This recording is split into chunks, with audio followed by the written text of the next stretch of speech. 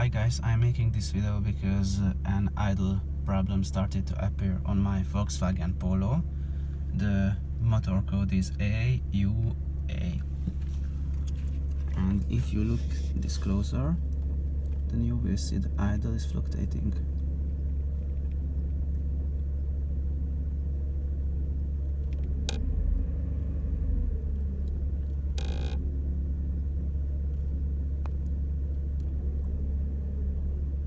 And when I give a little more gas, the fluctuating will continue more intensively.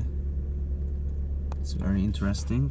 And when I put the car in first gear and I will start the car, the idle is fall down and almost stalls.